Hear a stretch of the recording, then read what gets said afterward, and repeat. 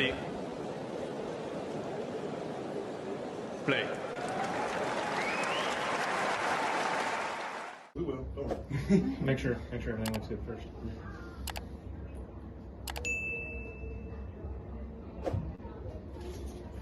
Miles, let me know when you're ready.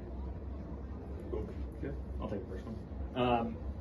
Dropped the first set today, but bounced back well. What did you like about how you recovered and adjusted? Yeah, I thought I competed really well throughout the whole match.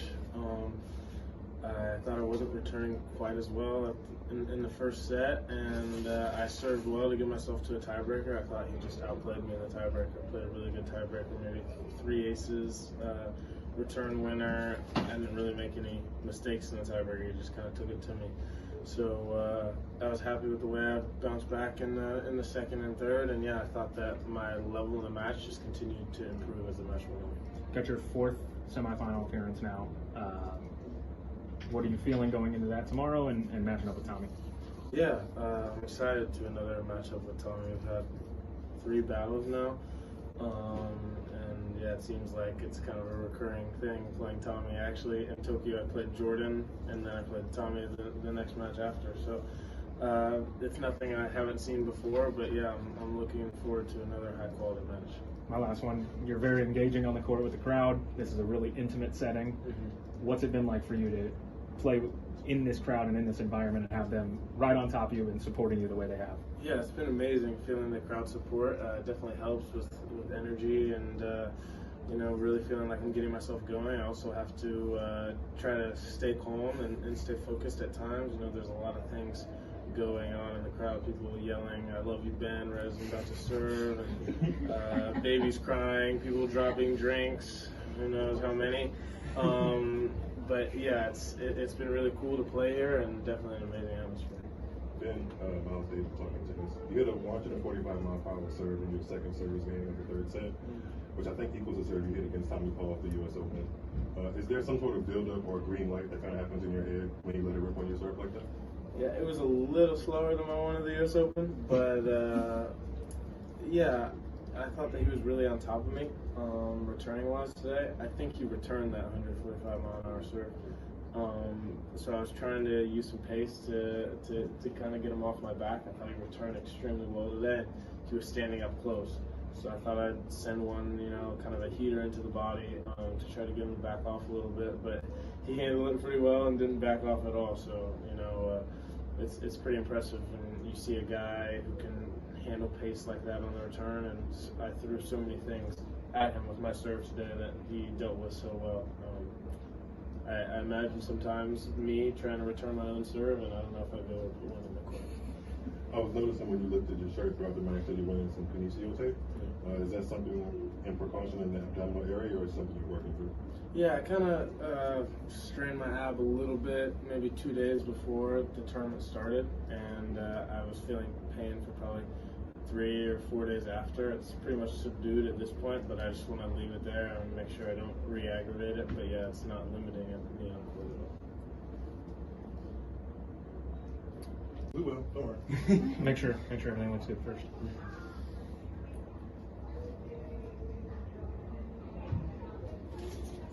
Miles, let me know when you're ready. Cool. Good. I'll take the first one. Dropped the first set today, but bounced back well. What did you like about how you recovered and adjusted? Yeah, I thought I competed really well throughout the whole match. I thought I wasn't returning quite as well in the first set, and I served well to get myself to a tiebreaker. I thought he just outplayed me in the tiebreaker. Played a really good tiebreaker, maybe 3 aces, return winner. I didn't really make any mistakes in the tiebreaker. He just kind of took it to me. So I was happy with the way I bounced back in the second and third, and yeah, I thought that my level in the match just continued to improve as the match went on. Got your 4th semifinal appearance now. What are you feeling going into that tomorrow and matching up with Tommy? Yeah, I'm excited to another matchup with Tommy. We've had 3 battles now, and yeah, it seems like it's kind of a recurring thing playing Tommy. Actually, in Tokyo, I played Jordan, and then I played Tommy the next match after. So It's nothing I haven't seen before, but yeah, I'm looking forward to another high-quality match.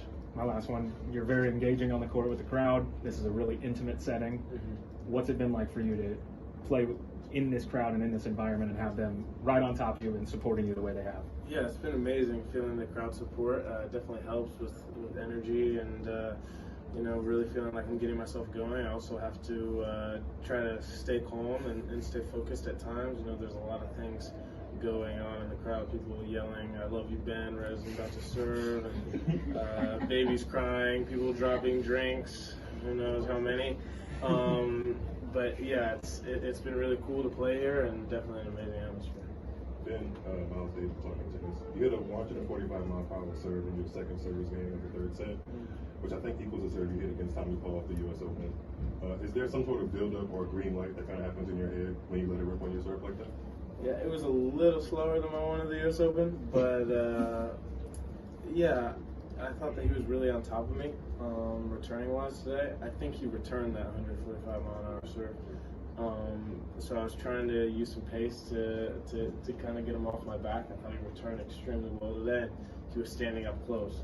So I thought I'd send one, kind of a heater into the body to try to get him to back off a little bit. But he handled it pretty well and didn't back off at all. So, it's pretty impressive when you see a guy who can handle pace like that on the return. And I threw so many things at him with my serves today that he dealt with so well.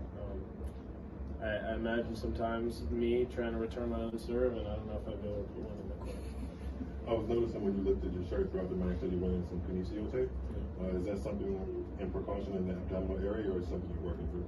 Yeah, I kind of strained my ab a little bit, maybe 2 days before the tournament started, and I was feeling pain for probably 3 or 4 days after. It's pretty much subdued at this point, but I just want to leave it there and make sure I don't re-aggravate it. But yeah, it's not limiting me on the court at all.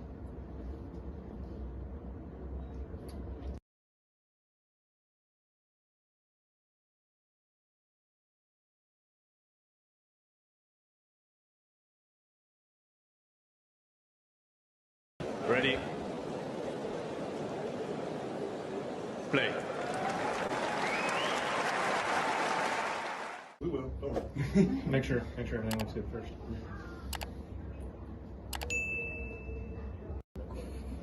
I was noticing when you lifted. Play. We will. Don't worry. Make sure everything looks good first.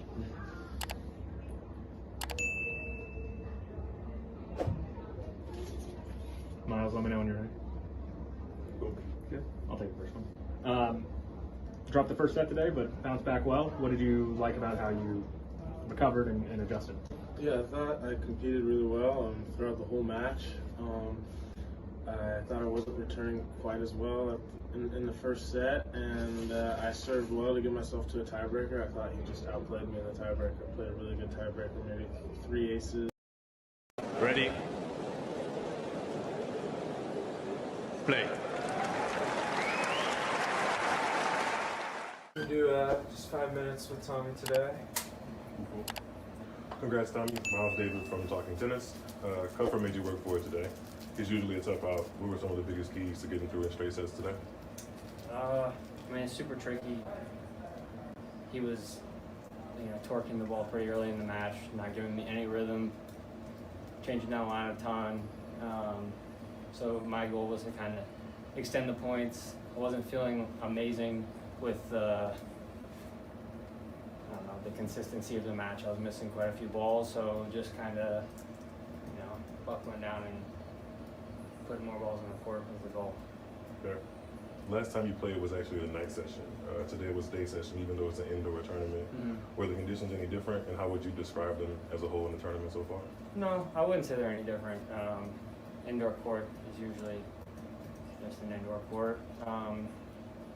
And I was pretty surprised, obviously the night session the other night, there were a lot of people there, and daytime matches usually don't get as many people.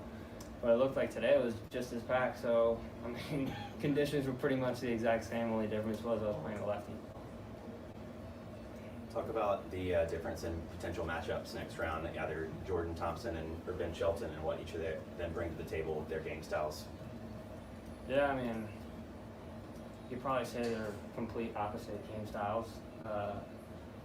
With Jordan, he's going to make a ton of balls, and I'll have the chance to play super aggressive and potentially on offense for most of the match, and that's about just executing my game style and just playing good tennis. And then with Ben, it's all about trying to neutralize the serve and get to a neutral point and then try and get on the offensive. He's obviously, his first round he played pretty awesome tennis, and he's high on confidence, and he's definitely an electric player. So I'm excited to watch that match and see how it goes.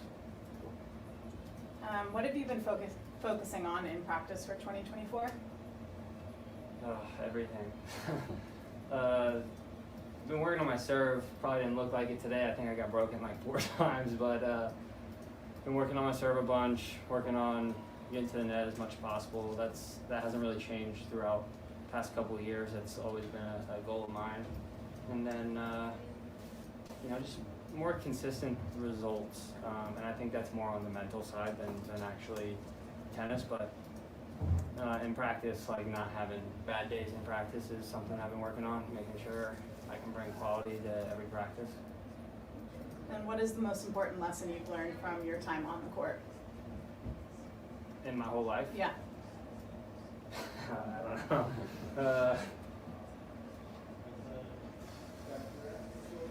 I don't know, I guess anything can happen at any time. Matches can change real quick, and you just got to stay focused the entire match. One more question. Do you have a preference between Thompson and Shelton? Shelton and you guys have had some battles in the past couple matches. But I'm not really sure because I don't think I've played Tomo in a long time.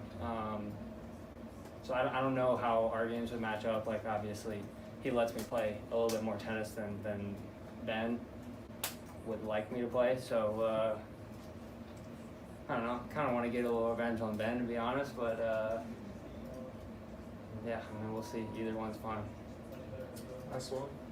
With this being an Olympic year and so much depth in American tennis right now, I'm wondering, how do you assess your chances of, or you and the American squad's chances of either winning Davis Cup or grabbing a couple Olympic medals this year?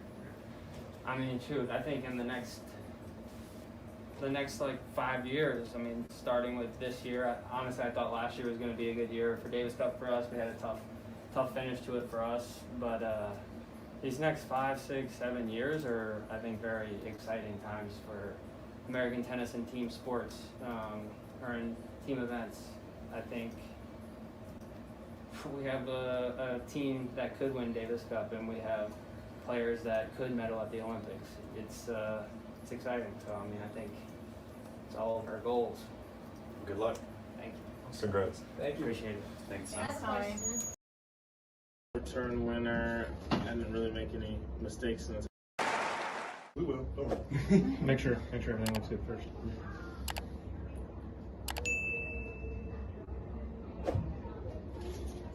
Miles, let me know when you're ready. Cool. Good. I'll take the first one. Dropped the first set today, but bounced back well. What did you like about how you recovered and adjusted? Yeah, I thought I competed really well throughout the whole match. I thought I wasn't returning quite as well in the first set, and I served well to get myself to a tiebreaker. I thought he just outplayed me in the tiebreaker. I played a really good tiebreaker, maybe 3 aces, return winner. I didn't really make any mistakes in the tiebreaker. He just kind of took it to me. So I was happy with the way I bounced back in the second and third, and yeah, I thought that my level in the match just continued to improve as the match went on. Got your 4th semifinal appearance now. What are you feeling going into that tomorrow and matching up with Tommy? Yeah, I'm excited to another matchup with Tommy. We've had 3 battles now, and yeah, it seems like it's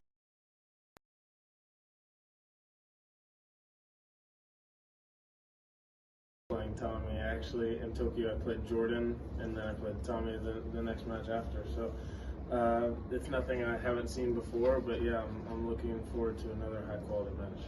My last one, you're very engaging on the court with the crowd. This is a really intimate setting. Mm-hmm. What's it been like for you to play in this crowd and in this environment and have them right on top of you and supporting you the way they have? Yeah, it's been amazing feeling the crowd support. Definitely helps with energy and really feeling like I'm getting myself going. I also have to try to stay calm and stay focused at times. There's a lot of things going on in the crowd. People yelling, "I love you, Ben," right as I'm about to serve, and babies crying, people dropping drinks, who knows how many. But yeah, it's been really cool to play here and definitely an amazing atmosphere. Ben, Miles Davis talking tennis. You hit a 145-mile-per-hour serve in your second service game of the third set, which I think equals the serve you hit against Tommy Paul at the U.S. Open. Is there some sort of build-up or green light that kind of happens in your head when you let it rip on your serve like that? Yeah, it was a little slower than my one at the U.S. Open, but yeah, I thought that he was really on top of me returning-wise today. I think he returned that 145-mile-an-hour serve. So I was trying to use some pace to kind of get him off my back. I thought he returned extremely well today. He was standing up close. So I thought I'd send one, kind of a heater into the body to try to get him to back off a little bit. But he handled it pretty well and didn't back off at all. So, it's pretty impressive when you see a guy who can handle pace like that on the return. And I threw so many things at him with my serve today that he dealt with so well. I imagine sometimes me trying to return my own serve, and I don't know if I'd be able to put one in the court.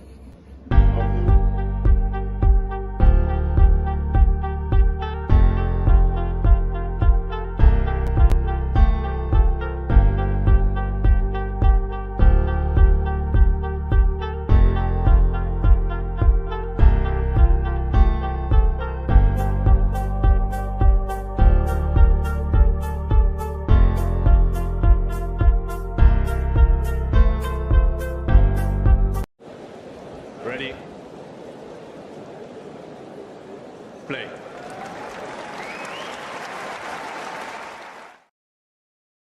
Well, hello there, and welcome to Talking Tennis. Hi, Ashley, you all right? Hello. I'm good. How are you?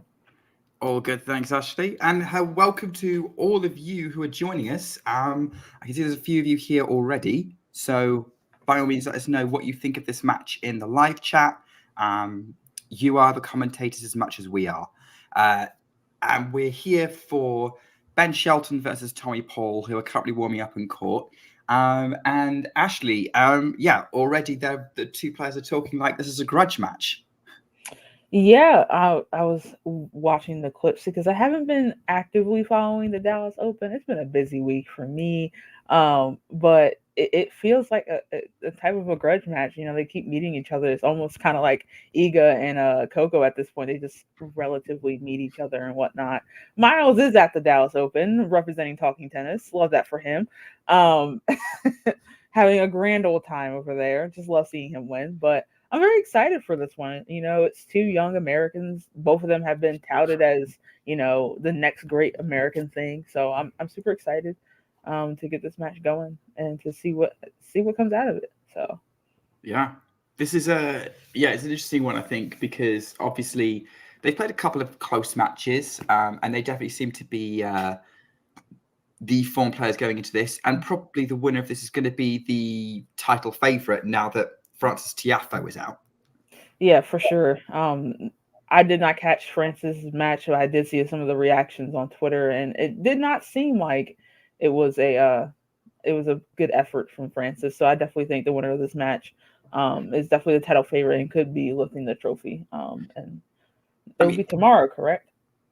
Yeah, that's right, tomorrow. I mean, obviously, it depends because I think Adrian Manarino or Marcus Giron will probably want to have something to say about that, particularly if it's Manarino. Yeah. Manarino likes to be a little tricky. He likes to, cause some troubles, but I do think whoever wins this match is definitely kind of the title favorite heading into tomorrow.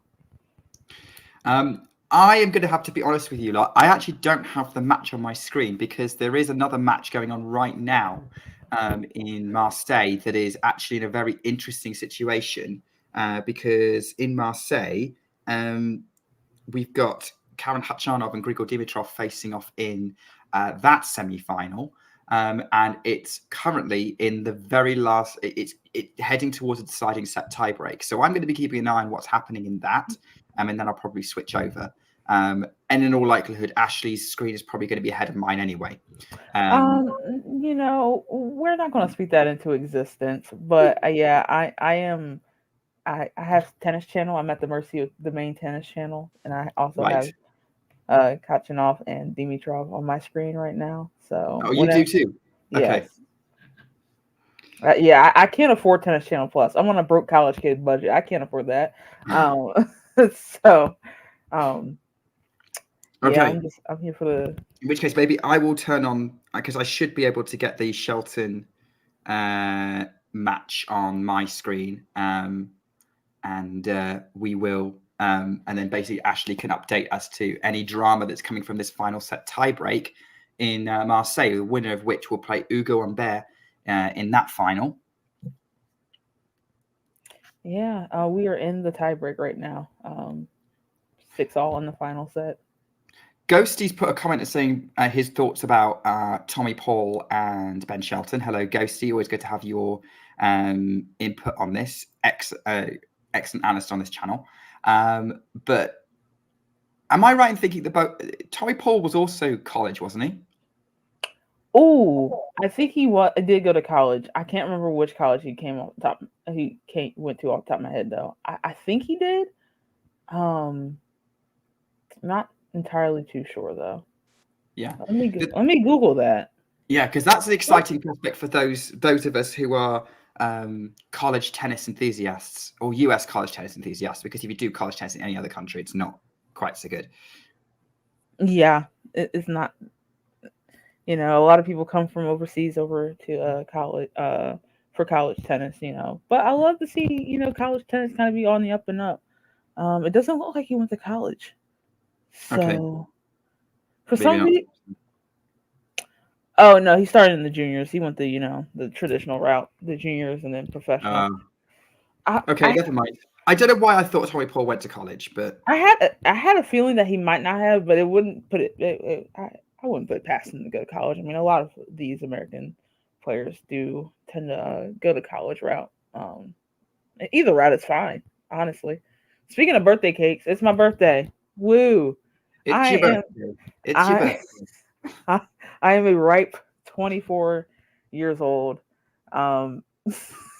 That's kind of insane to think about, but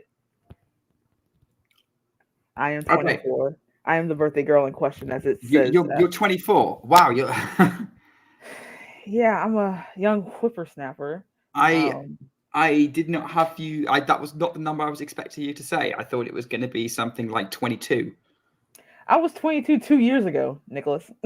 I'm not paying attention to your age. I was 22 2 years ago when we first met each other. And you expect me to retain that information?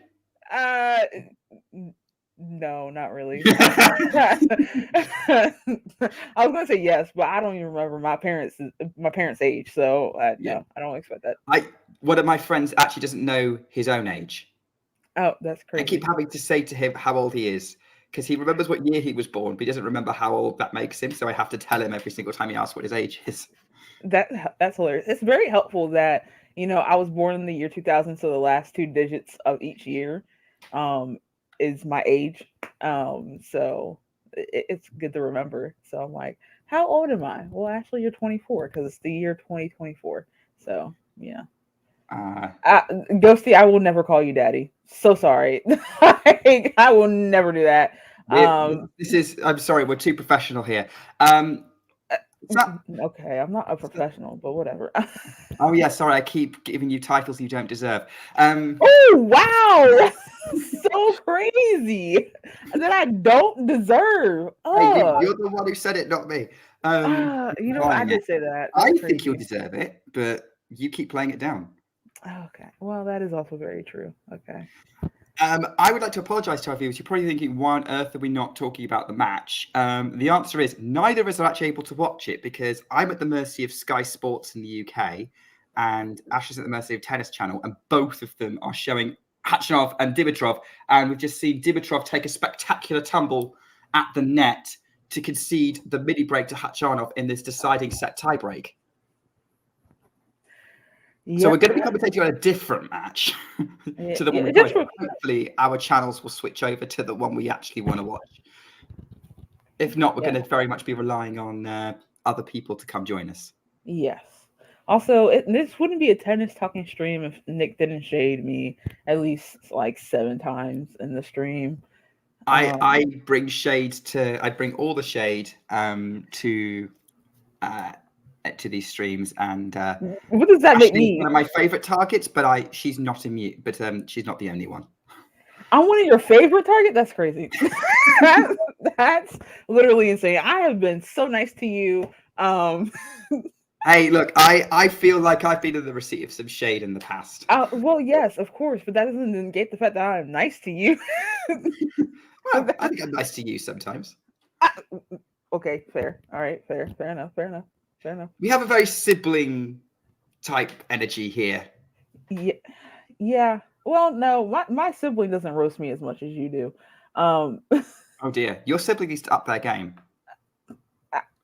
Leave my brother out of this. Leave my brother alone. I don't need him to up anything.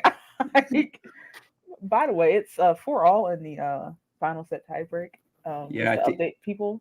Dimitrov has managed to get the midi break back due to Khachanov trying to attempt a volley from mid-court that ended up in the net. So this is like as tight as it could possibly be, to be honest, in Marseille. I'm imagining that let's see if we're kind of on par here, because we've got Khachanov serving at 4-4 down the tee. Dimitrov sliced the backhand into play. Forehand, Khachanov cross court, misses it. Yeah, I'm a little ahead. Okay.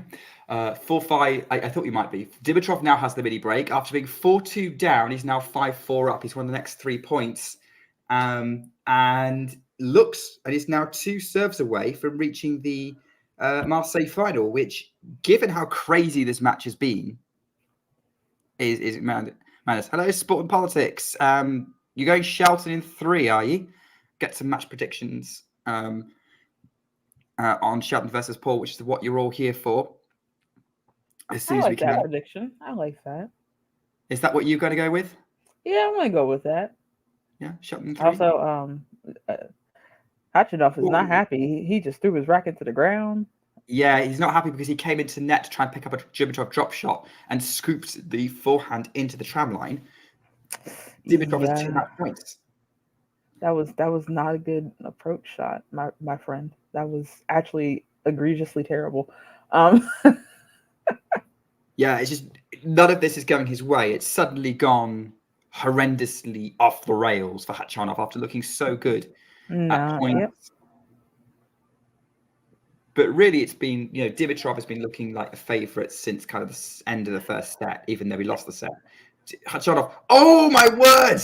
That is the luckiest return ever. He tries the sort of block slice forehand return, which clips the top of the net and dies before Dimitrov has a hope of reaching it, meaning Khachanov retrieves the midi break and has to save a second match point on his serve. If Khachanov wins this match, he's the luckiest SOB in tennis. I don't know if he would be the luckiest in all of tennis history. Today, the luckiest man in all tennis at this moment. At the moment, but that did not happen. Oh, but he's wasted his luck. He's wasted his luck with an inside-out forehand from middle of the court that is just way too wide, and Dimitrov walks to the net to shake hands. And he is into the Marseille final, where he will play Hugo Humbert, who surprised Hubert Hurkacz in the other semi-final in straight sets. Well, that was an interesting tiebreak. That is a tiebreak, a case in point of how momentum swings are so very important and literally can change the outcome of a match. Because Khachanov was up 4-2, and it looked like he was cruising, and then suddenly the errors came, and now you're gone. So, but I'm happy for Dimitrov. He's been putting up some good results as of late. So I'm happy for him, and I'm not sure if I'm going to wake up to watch the final or if it's going to be on later in the day. I might be at work, but I'm excited. I'm excited for Grigor and this sort of renaissance moment that he's in. Now, if Tennis Channel could switch to the match that we are here for, That would that'd be be great. great. If not, someone needs to ping Vanch ASAP. But it's 1-1, as we can see on serve. About 10 minutes in. So I would agree with everyone's predictions that this is going to be a 3-setter, and I am edging towards Shelton at the minute. I think he's looking good. I think I predicted Shelton to win the title, actually. I did not predict anyone to win this title. Not many people bother with the 250s. I try to keep up with the 250s, but they just, they happen so fast and so frequently that I'm just like, okay. Last week y'all were in Dallas, now you're somewhere in Timbuktu. That's crazy. But I do think, like I said earlier, the winner here is the title favorite. Now that Francis has been dispatched, so it's causing me some pain. I know that. I enjoy Francis's game, and it's always frustrating when he's just so mellow most of the season. Yes, for sure. Grigor, if he wins in Marseille, will he cry again? Probably. Hey, look, let's face it. It would be so ironic if he waits, like, how long was it? 6 years for a title, and then 2 come at once. It's like, that'd be kind of iconic. I mean, I would cry too. By the way, if you want to know the stakes of this match, Paul and Shelton, or Shelton Paul, the winner of this match will become US number 2 behind Taylor Fritz. Some pretty high stakes. Second best US player in the rankings. Fritz obviously number 9 at the minute. Tommy Paul in the live rankings has moved ahead of Tiafoe, so he's currently occupying that space, but Shelton would move ahead of him by 15 points with a win today. Shelton were to win the title, he can't move higher up than 14th. Like, Dimitrov is just so far ahead. At the minute, there definitely seems to be a gap between the top 13 and the rest of about 700-800 points, which is actually quite a sizable chunk at that point in the rankings. In that sort of area of the rankings, given most people probably aren't earning points, anything like that gap.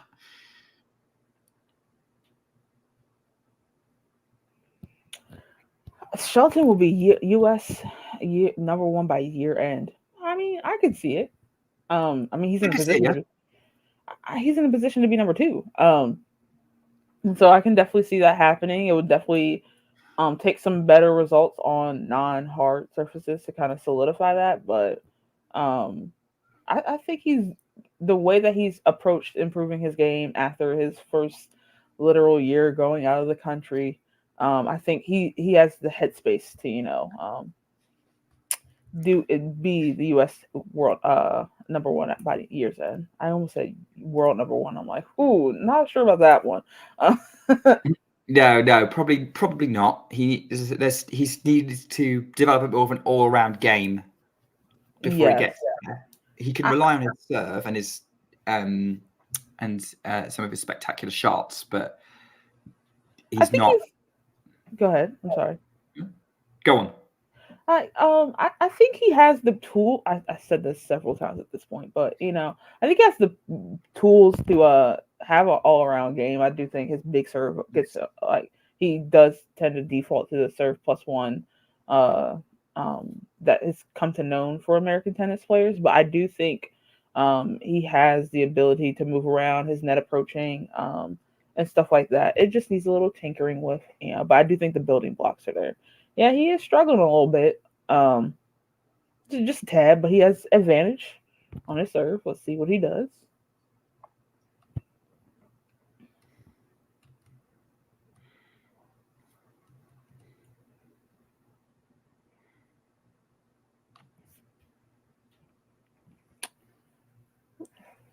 I'm relying on Ashley here for updates because I'm still getting updates from Marseille. Well, I was not looking, so I don't know what serve that was. So sorry. I didn't realize you were still stuck with Marseille. My bad. But I believe, is this a second? I hope this is a second serve, but Shelton up to serve. It is into the net, so I'm assuming that is a first serve. Okay, cool. We're doing all right. It was going out wide. Second serve. Down the tee. Paul gets it back. Big forehand from Shelton on the line. Goes for a slice. That was not great. Nice lob. And a good slice to seal the deal from Ben. So there's a little bit of the variety that you were talking about. Yeah. I was trying to keep up. I can't do play-by-play. Oh, the tape is there. He just took off the tape. Interesting. Yeah. Interesting move there. But yeah. That's fine. Look, you got across what was going on, which is all you need to do. Yes. I try. Yay. While we're doing this change of ends, and while some at commercial break on mine, I wanted to just take a look at. I was just taking a look at this Fritz's ranking breakdown because I was like, okay, Fritz has probably got about 1,000 odd points to Shelton. So we're talking about Shelton overtaking Fritz. The big challenge for Shelton in overtaking Fritz is he's got US Open semi-final points to defend, and that's quite hefty. Yes. But Fritz has got two 250s to defend, including Delray Beach next week, as well as Atlanta from July. He's got a quarterfinal at the US Open, and he's got a semi-final at Monte Carlo to defend. And those are his really big points. He's got a few Masters quarterfinals, some 500 semi-finals in there as well. But he's actually really consistent last season. Yeah, for sure. It's going to take a lot. I think he's going to have to massively underperform for him to drop a lot. But he could drop by enough that, say, he doesn't defend those titles, that it reduces the gap for Shelton to step up and get a few more points on the board. It's going to be tight, I think. Yeah, Taylor's at the point of his career to where I don't see him being too inconsistent, and that's mainly because, his serve and his +1 is going to get him through many draws, to where he doesn't feel challenged until maybe like a 4th round quarterfinal. So it's going to take a couple of blunders for him to overtake him. But I do think if those blunders don't happen, I do think there's an opportunity for Ben to get some more what's the word I'm looking for? Get some decent results to where it's kind of competitive and the gap is close.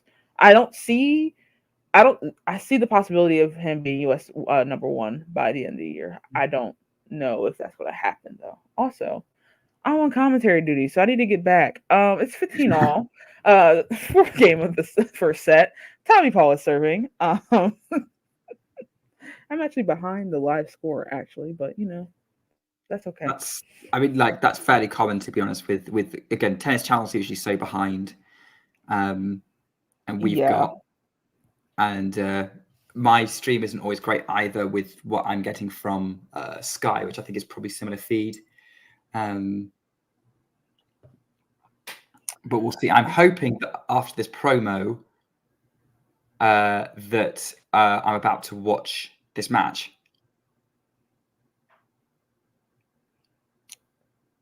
Got a little backhand to forehand rally here. Huzzah! I have it. Right in the middle of a rally as well. Backhand and it's 15-30 for. That was a tight little forehand there, which I have just seen. If you want to take over commentary duty, you are hating this, aren't you? You're actually not. You're doing all right. I hate play-by-play. I'm the color person. Give me color commentary all day. Okay, that's fine. We'll switch it up. We'll get Ashley's live reaction, and I'll tell you what happened. Which is usually how it goes anyway. But fortunately, your analysis is excellent, Ashley. So it will work very well, and you definitely bring color to these streams. I'm trying to make up for all the horrible things I said earlier. Okay. But also, I do actually think you're pretty good at this. Great backhand from Shelton up the line. Tommy Paul can't do anything about it, and Shelton now has break points at 15-40. Shelton currently decked out in all black on running kit with a sort of a red stripe kind of a cross. Interesting design. First time I've really seen a Ben Shelton kit. I only really see on running kits on another player. Yeah, Anyway, Tommy Paul. isn't Ego was on? Yes, I was trying to go through a stream without me saying her name. Okay. Well, I wasn't going to judge you. No, but other people might. Here we go. Great forehand from Ben Shelton. Backhand from Ben Shelton up the line. Again, too good. Tommy Paul can't deal with it. Oh, wait, no, it was out. Never mind. Ben Shelton's backhand, repeat up the line, was wide, and it's 30-40. So Tommy Paul's got out of jail a little bit there. He's coming up in a new balance. Is it New Balance kit? Blue shirt, baseball, sort of blue and white baseball cap, white shorts. Cap actually the right way around. Serves into the ad court, but goes wide, trying to go up the tee. This is the Dallas Open semi-final, everybody, as Ben Shelton wipes his face with his shirt, steps into on the return. Oh, that's a great backhand, really tight angle, but now he's got a short forehand, giving Paul a short forehand. He's defending well. They're just sort of moving each other around the court. Goes cross court with the backhand, Shelton, but takes it over the baseline, and it's deuce. So that was not a smart backhand. He tried to do this weird thing like over his body, and it just I think he kind of over direct. That was just not good. But it's okay. We move. That wasn't a great. Yeah, there you go. This is the expert analysis because I would not have picked up on that. So we've got Tommy Paul now having served his way back to deuce. Great first serve, comes into the net behind it, puts the follow-up volley into the net, and he's frustrated. He's given Shelton another breakpoint opportunity. 3 break points in this game. It's kind of been a messy game from both players, it has to be said. More Paul than Shelton, but Shelton's been messy at the wrong points. Yes, for sure. A couple of loose points, especially on break points, which you cannot afford to do. So. No, and he doesn't want to be loose on this third break point that he's got. Paul puts the first serve into the net. Oh, well, oh dear. Was he loose on the break point by any chance, Ashley? he was very loose. Oh dear, yes. I would call that a limp backhand into the net. That backhand had no movement, no pace, no spin. It was just there. Like, dear God. Looks like one of my backhands. Oh. All right now. Hey, look, if I could do it, it means it's not a good sign that you're playing well. Paul stepped into the net, and this time he puts the forehand up the line, and this was actually in the court, and Shelton, trying to run for it, just scoops it, just can't control it, and now Paul has the advantage to keep this match on serve. Everyone's looking out for Miles in the crowd, or maybe that's just me. Serve from Tommy Paul, followed by the forehand cross-court backhand. Shelton into the net. Paul holds 2-2. Miles, if you're watching, give us a wave. Give us a wave. I don't think he's got any clue what's going on. If he's a smart professional man, he's going to be focusing on the match. Someone else who's a smart professional man who's focusing on the match is Mr. Vanchvamani. How are you? Oh my God. Hello. Hey, happy birthday, Ashley.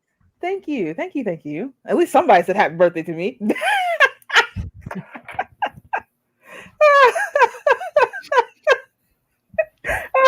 Ashley and I are both born in 2000, so we have that. That's so crazy for me to think about, because in my head I feel like you're at least 25, man. For some reason in my head. And Nick, you can come out of your shirt now. You can... Okay. I'm sorry, Ashley. Forgiven, Nick. You are, all is forgiven. I just have to mess with you. You know that. So also goes to Nick probably did say huzzah at one point, knowing him. So I'm not entirely sure anyone outside of Britain's going to get that joke, but producer, but great. I am off to Indian Wells. That's so crazy to think about. Wow. You're looking forward to it? I am. When are you there? You there the whole time? Or are you just there for one of the weeks? Second week mainly. That's when spring break lines up. So Oh, nice. Whoop, whoop. Okay, we'll be on the ground in Indian Wells, probably the biggest tournament we've ever covered, and there's no one we trust more than Ashley Woods to cover. oh wow, that's so crazy. I'm actually being serious. I don't think I trust anyone more than you. That's so crazy. Even me, including me. I'm so impressed we got credit. We actually got accepted. I mean, like Indian Wells is so hard to get in. So Yeah, I was like, it was just a shot in the dark. I was just like, and it went in. So why not? that's cool. I do believe Anastasia is also going. I think she's going the first weekend, and I'm the rest of the tournament, if I'm correct. But the producer will correct me. So TBC. yeah, I was 3 when Andy won his one and only slam title. I didn't even know who Andy Roddick was. I just knew what Blue's Clues was. So I just Break point, by the way, in Dallas. I've got this. Do you know what? My sister's about your age, and I remember Blue's Clues being on, her watching it. Don't worry, Ghosty. I am older than the year 2000, but probably not that much older. Great serve from Shelton to try save that break point. Juice. These past couple service games for the both of them have kind of been a little tricky. Yeah. Yeah, it's not. Yeah, it's kind of. I don't think it's. I think it's safe to say neither of them are playing their best right now. No.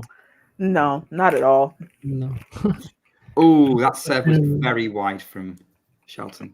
They Oh, both look geez. very nervous because like none of their matches so far have been really high quality, but they've all been. Oh, that's a nasty double fault from Ben Shelton. That was a wild second serve, way out. Wild. Yeah, I'm sorry, I'm talking over you because I'm live reacting. Right, okay, got a break point. So we'll come to analysis in a second. So advantage, Tommy Paul. Shelton serves long on the tee. Second, he's going to have to try not to double fault here. Let's see if he does it. I'm not going to watch Anastasia. I'm going to watch Ashley. I'm going to watch the match. Oh my word, that's a mega return from Tommy Paul. Huge forehand. And Paul breaks 3-2. You should do Wimbledon radio. Yeah. I love how he was like, I'm just not going to look at Ashley. And the whole time I'm just opening my blueberry muffin. I'm like, okay. What's wrong with who's wearing an RF cap? Yeah, who is the RF cap? No, there was. Also, why are we hating on Roger Federer's hat? That's crazy, bro. Let them cook. Says the Rafa fan. Oh wow! Whoa! I still have love for Roger Federer. Be serious. Oh, really? Roger Federer was one of my first loves. One of the first people that got me into tennis. I just brought on Rafa towards the tail end. So, well, actually, I liked Rafa throughout his career, but I just brought him on. I don't know whether it'd be funny, but I remember once coming up with a sketch idea, like for a commercial or something, where like someone spots someone wearing a Roger Federer cap, and someone says, and the guy says, "Oh, I love the Rafa hat." Of course, RF could mean Rafa rather than Roger Federer. And the other guy getting very, very annoyed until Roger Federer walks past and says, "Oh, I love the Rafa hat." So that would have been the gag. I can imagine that. Yeah. That sounds like a sketch that SNL would do. Yeah. John. I mean, look, it doesn't sound as funny when you try to explain. The joke is never funny when you're trying to explain it. Get off the stream, man. You're not supposed to be here. No, let John in. Let John in. Welcome to. Hello, everyone. This is the semi-final. We're covering the semi-final of a 250. We're being slightly goofy today, because that is the stakes of this match so far. So Tommy Paul's now serving a break up at 3-2. Goes back, tries to go back behind Shelton on the forehand, but Shelton's too good on that shot, and Paul can't control the volley, and it's love 15. Shelton's determined to break back here. Yes, Ghosty, Paul did break a literal game ago. Yeah, to be fair, we're distracted by so many other things. It happened 20 seconds ago. There is no excuse. Oh yeah, John, I actually didn't do one for this because I've been so busy covering Abu Dhabi and Marseille. But I'll have a video out before the final. Well, if you were to do the pre-match take, what would it have been? For this one. Yeah, for this one. In the middle. I don't know which category I probably would have picked, but probably something to do with one of their serves. I mean, Shelton's serve has just been ridiculous this whole week and in general, but I don't know. This matchup is a little weird for me. I can't really give anyone a clear edge. Like they played it in Australia, and it was like Tommy Paul was like expected to win, and he did come out on top. But then at the U.S. Open, things completely flipped, and then in Tokyo after that, and then I have no clue who's winning this. So I don't know. This match is all about vibes for me. I don't really treat it as a serious analysis piece. No critical thinking, just vibes. Yeah, this is all just vibes. I never thought I'd hear that from you, Vanch. Shelton is good vibes, so. Yeah, it's all good vibes. Love 30, by the way. Tommy Paul had a couple of scrappy points. So sorry. Go on. I think Vince has a good point, but it's so early in like this type of like rivalry or whatever. Yeah. They've met like 4 times, and you really can't get a gauge of like who has a certain edge over what player because so many aspects of their games are so similar. So it really is just whose vibe is right that day. And a bit like Rebecca Samsonova earlier today. Like they've now met 5 times. Rebecca's finally won that match. They both play really similar, and yet we can't really take a read on how they match up after any of their matches, including the one today, because Samsonova was just all over the place. Samsonova just played a really awful third set. I was not expecting that, especially after I thought, okay, she's found her groove. Like she got bageled, and then she just played a really bad game at 2-1 and just got broken, and then that was the match. Rivalry that's all it really comes down to, just one bad game. Yeah, I said that earlier, you know. Because actually, that's all it takes. 30 all, by the way. Paul's managed to claw it back a bit. So we're at a critical point here, though, obviously, because we could still have a break point for Ben Shelton, but we'll have to see. So Paul serves, huge serve, looked like it was an ace. Paul thought it might be an ace, but it was called out, so he's doing a second serve. And here we go, out wide, backhand in play from Shelton, back front up the line. Shelton scrambling that one back in play. Inside out forehand, Paul is going to try and defend the net. Just about makes it over. Shelton puts the backhand into the net. I'm not entirely sure what to describe that attempt as, really, to be honest. It was something that occurred. That's my best guess. 40, it was a shot that was created. It was attempted. It was something, And Shelton attempted to play tennis. 40-30. Tommy Paul serving. Goes body for Ben Shelton, but it's long again, so second serve. So Paul's going to take his second serve again. It goes second serve. Backhand up the line from Shelton, who has a deep forehand from Paul, who then follows up with another forehand. Backhand Shelton cross court. Forehand Tommy Paul cross court. They're trading cross court right now at the minute. Shelton kind of goes middle. Paul tries to run around forehand for the inside out, puts it way over the baseline, and it's deuce. I'm not entirely that I would definitely class that as an unforced error because I feel like Paul went a little bit too big on that shot. Yeah, that's definitely unforced. He was in completely the wrong position for that shot. Yeah. The forehand sometimes for Paul can just be can let him down. And that's an example right there. Here we go. So, deuce. Serves out. Paul tries to serve out wide again, misses it. His first serve percentage must be not great right now. Definitely in that game. Backhand in play. Backhand from Shelton into the net, though, on the return. And it's advantage to Paul. That was a chance for Shelton. Yeah. Got to get that ball back in play. He's actually been holding up fairly okay in some of these rallies, like the last few months when he tries to trade with the backhand, especially cross court, because now he sometimes mixes in a bit of variety, which is nice. But he's got to be making more returns back into play. And once he starts figuring that out, he could do real damage. for sure. I Well, wonder who said that earlier. I'm just Vance saying. wasn't here earlier. I said it earlier. No, I know, but Vance didn't know you said it earlier. No, I'm talking Honestly, about like his you. upside is so huge, Ben, because there's like at least 4 things you can point to that like that could be better, that could be better, that could be better, and he's like, already been to a couple slam quarterfinals, so and a semi. Yeah. Do you know what conversation we were having earlier before you joined Vance was John made the prediction that he thought Shelton would be US #1 by the end of the year. I think that is possible but ambitious. Possible. It'll be close between him and Fritz, I think. Because I think Fritz has kind of shown he can hold a top 10 level-ish, like bottom of the top 10. So, but yeah, I mean, that's not a bad prediction. I could certainly see a close race between the two. I can see it happening, but Shelton needs more consistency and some big results, and to not lose too many points from the US Open because he's defending semi-final points. Fritz is so consistent throughout the year. Like he's got, like I read out his top results, and there were quite a few to defend. Like biggest being 250s and a US Open quarterfinal.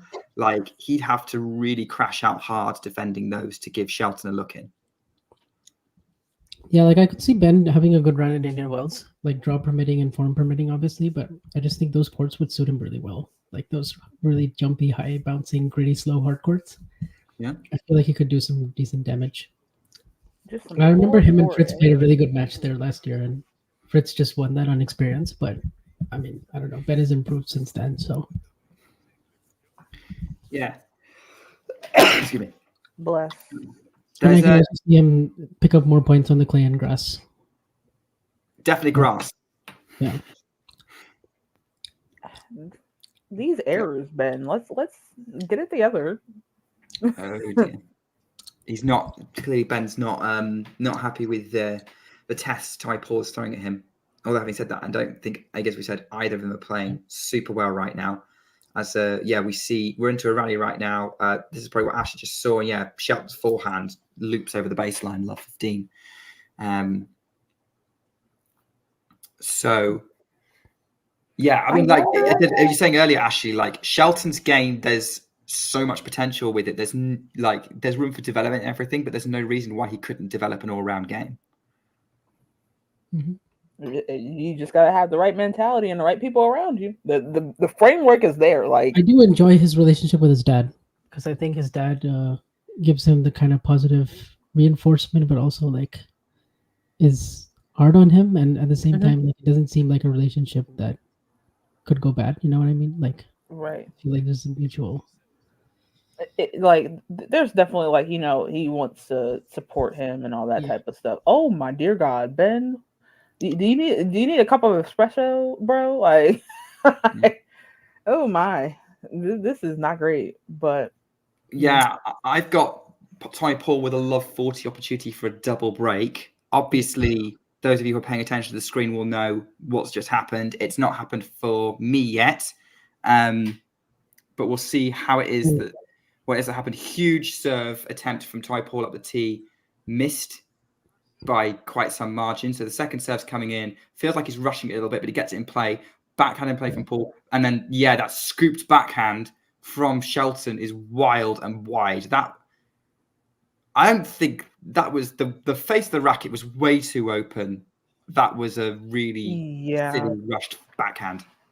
I wonder if his I know we saw him pull off the tape, and Miles, who was on the ground, by the way, asked him about it. I wonder if the abdomen is bothering him or something. Like, he said in the video that it was mostly feeling better, but that can always become an issue. It can always be re-aggravated. So I wonder if some of the sloppy little forehands and some backhands that we're seeing are a result of his abdomen. Because I mentioned it earlier, like when he tried to do that cross-court backhand, his body looked so weird. Like he was trying to turn his body in a way that it wasn't supposed to go. So I wonder if he messed it up doing that. So, but who knows? I guess we'll find out as this match goes on. Yeah, who knows?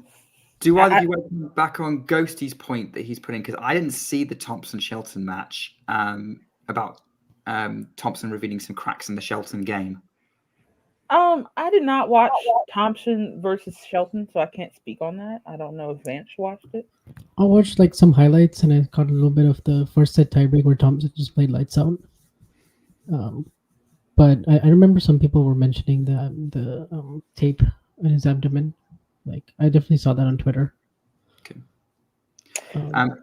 And Ghosty, I mean, obviously you're talking about Paul playing only one competitive set this whole tournament.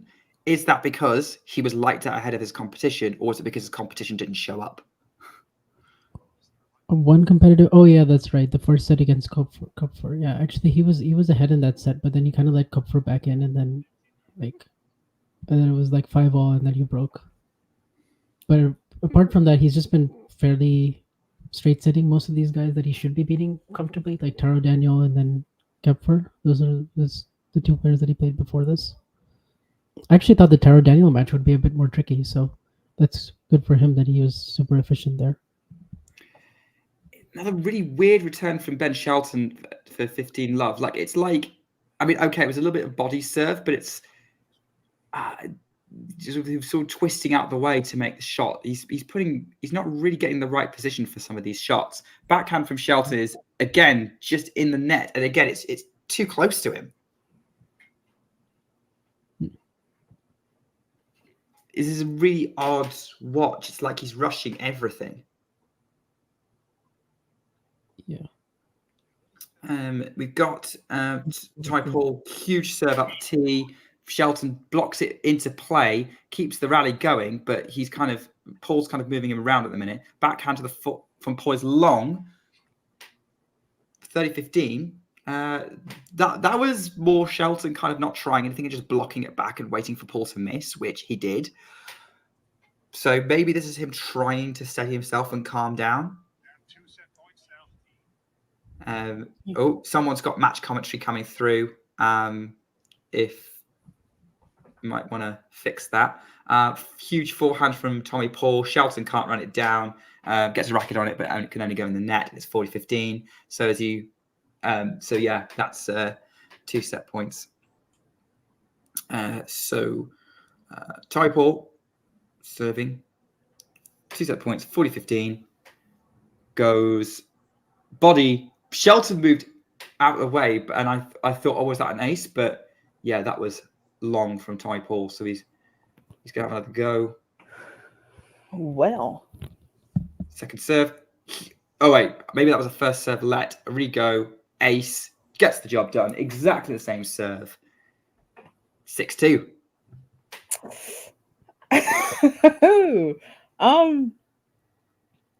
Ben had some opportunities in that set for it to go a completely opposite direction. I think that set was a combination of him. I think, did he have 4 or 5 break points in that match, in that set? I think he had 4 or something. But to not convert any of those, he had 3 in one game. And as soon, I think it was the 2-all or 2-2 game? It was, 2-all game or 2-1 game where he had 3 break points. And I think that was when the errors started creeping up. And it just kind of spiraled from there. Tommy just did what he needed to do. He just protected his own serve and let his opponent kind of combust across the net and just did what he needed to do. So we shall see. Yeah. Vach, what would you say the key stats from that set was? And also feel free to add anything that Ashley might have just said. To be honest, I mean, Ben, like whenever he had to hit second serves as well, he wasn't winning many points off of that. Like he was 4 for 12 on second serve points. I also thought that game that Ashley points out was pretty key. The 1-2 when Paul was serving at 1-2 and Ben had those 3 break chances. I think if he takes 1 or 2 of those, maybe it's a slightly different set. But I did sort of see it towards the end, like he was trying to finish points a lot faster than usual, because normally against Tommy, he at least sometimes makes Tommy like generate on his forehand, or at least prolong some of these rallies a little bit more so he can construct them a bit better. And what I saw was just a lot of like rushing and kind of letting the set go in a way, and maybe conserving energy for the second, or just I didn't see the kind of patience that I'm used to seeing from Ben that I've seen him improve like the last 5 or 6 months. It was kind of a reversion to like the first half of the year for Ben this set, but Mhm. and Yeah. I don't know. Yeah, Tommy was pretty solid overall, but I didn't feel like he had Yeah. to do that much. Yeah, also, we are not being haters, Ghosty. Tommy has 10 winners, which is great for him. And but also, did he have to do much when his opponent is literally smacking routine balls into the net, smacking serves out wide that he normally makes? It's fair to say that Tommy played well, which we did say that, but also Ben looked. Yeah, I think I agree with the assessment. Like the set was very much decided by Shelton going off the boil. Having said that, Tommy Paul has the tools to force the set into his favor. For sure. So like Also off the boil, that's hilarious. yeah, what's like Tommy Paul, is doing a lot of stuff right. You go, not one according to that one. Yes. And he also did a good job of hitting the ball quite deep and getting a lot of these balls back at Shelton's shoelaces. So he's having to kind of move out of the way, or he was jammed on a lot of these backhands. And he's also hitting good body serves. So he's so far just playing with the right amount of margin and not missing as much. One recorded unforced error for the set, though, from Tommy Paul seems undercounted for me. I'm sure I've seen a couple more from him that should be recorded as unforced from that set. Yeah. Doesn't every tournament have a different method of recording? I think like the 250s, they usually don't, like Tennis TV doesn't usually keep track. But like the ATP website does, but the ATP website is always different from Tennis TV because there's just like a psychological difference between what is an unforced error and winner for them versus the people who are actually on site counting it. But yeah, like because there is some subjectivity there. I was always taught that a unforced error was something that like you just messed that up on your own, and a forced error was something that your opponent did something so well that you were in a position to make an error. That something you were in a position to do something that you typically wouldn't have made if your opponent didn't play such a great shot. That's what I've always been told. But that's what I go with as well. Fantasy is someone who actually records stats. Maybe. Yeah. I mean that's what I'm told as well. Like when I was on site in Cincinnati, like I did it for Tennis TV, and it was, I mean it was fairly like most people agreed on the terms that we had for deciding it. Like it was, usually all the counts that I did were pre-approved after every point, but like there isn't a huge amount of subjectivity within the team itself, but I understand like if it's two different sources. Yeah. That was lucky return from Ben Shelton for love 15, just lands on the corner for a very awkward block attempt on this Paul serve. Ty Paul looks like he's had a let on there, so he's still serving at love 15, trying to maintain this momentum, not let Shelton back into this match. Because the minute he is in this tendency, but he's gone long up the tee, so we've got a second serve for Tommy Paul, or at least I have on my screen. Serves up the tee again. Backhand from Shelton is over the service line. They're trading at the minute. Shelton goes long on his backhand, and it's 15-all.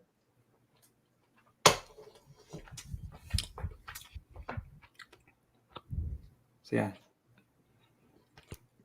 Okay, well we've also got more commentaries coming up because Baez is playing Darderi in Cordoba, so Damien's going to bring us that on a separate live stream. So that's going to be about an hour and a half. Hopefully, this match will still be going by then. It'll be super competitive and dramatic. 15-all, second serve for Tommy Paul, goes out wide on the serve. The return from Shelton clips top of the net but makes it over. Now they're trading. Paul tries to change direction. It works. Then comes in to finish off with a backhand. Shelton somehow reached it, giving Paul the smash to finish the point. It's 30-15. Yeah, that was nice point construction from Paul, but Shelton's doing a little bit better at just getting the ball back at the minute. He is actually making contact and trying to make Paul play one more ball whilst he's kind of getting his game back together. Yeah, maybe that's me reading into it. I don't know if you agree, Ashley. I'm not going to disagree. A shocker. I know. Right, so we've got another let for Ty Paul. So we're back onto a first serve at 30-15 in this game. Love one to Shelton. Paul serving up the tee. Shelton scoops it the backhand into play. Forehand drops in for Ty Paul. Now moving Shelton around the court. Shelton's attempt at running forehand is into the middle of the net. It's 40-15. So yeah, there we go. So yeah, Ty Paul ready to go for 40-15 to keep this second set fairly close. Serves out wide. Shelton overhits the backhand. Is way over the baseline. It's 1-1. Great job from Ty Paul out the blocks. Yeah, that was kind of almost the best service game we could have hoped for at the start of the set, right, Vanch? Yeah, pretty good. Still keeping up the momentum from the first set, and was perhaps tested for a couple of points more in that game because Shelton was making a few more balls. So now I'm just interested in this next service game to see how Shelton responds. Okay. Well, so far, off the top of the head and long, net and long from Shelton. Second serve. Paul gets that backhand into play. Forehand on the attack from Shelton, but he's got his hand over his mouth because he's missed it. Put it in the tram line. It's love 15. Again, overhit. That's the first forehand he's had a real go at in a while. Brian Shelton, dad, looks a little concerned at the minute. Yeah, Shelton. the guy next to him is actually his doubles partner this week, Emilio Nava. Oh right, oh yeah, Emilio. Remember Emilio? Yeah. I actually played him like 9 years ago now, I guess. Yeah, so I remember doing his match with Andy Murray with you on the channel. Yeah. Watching him. He got a set off Murray, I think, didn't he? He did, yeah. He won the first set. Great backhand from Ty Paul. Love 30. Yeah, really moving Shelton around and putting in awkward positions. And a fantastic cross-court backhand winner from Paul. It was just too good for Shelton to pick up, and it's love 30. Great job. Yeah, I mean, look, let Vanch have his claim to fame. Yeah. Let Vanch have his claim to fame. I probably don't mention it as often as your book, John, but yes, it has been mentioned a few times on this channel for sure. Shelton's clearly frustrated now because that forehand cross court is way wide. He's really not playing great at the minute. It's love 40. Not the book promo. Even the defeat. One of us needs to write a book at some point. Does anybody really want to read what I have to say in a book? I would. Oh, that's so sweet. I mean, look, I'd read it just so I could learn a bit more about basketball. My book would not be about basketball. Backhand of Shelton, break point down. Forehand Shelton to the backhand of Tommy Paul. The change Shelton's trying to move Tommy Paul around the court. Paul's getting everything back. Huge backhand from Shelton. Paul reaches it, but it wasn't quite. But the forehand is over the baseline. That was a forced error because the trajectory of Shelton's shot was really tricky for Paul to pick up. So fair play to him. He almost got it back with venom, just couldn't keep it in court. Maybe I've got the wrong sport. Sorry, Ashley. Okay, second break point. Block back return from Paul is almost practically a drop shot. Shelton gets to it, then tries to hit the backhand volley out of the air, which he does, and it's 30-40. It was kind of a jump backhand volley using his height to his advantage. That could have gone spectacularly wrong, but he kept it in court. That was a tough shot to pull off, especially break point down. That's going to go on a highlights reel, isn't it? It is, yeah. Probably well deserved as well. Is that Ty Paul's coach there? I don't know who his coach is. Huge serve. I think I'm a point ahead of you, but I'll let you see. Okay. Huge serve out wide from Shelton is missed, so we've got a second serve coming up. Backhand in play from Ty Paul. Oh, yeah, I see what you mean, Vanch. That backhand volley from Shelton was not great, and it ends up in the tram line, and they're changing ends with Paul now setting the break up 6-2-2-1.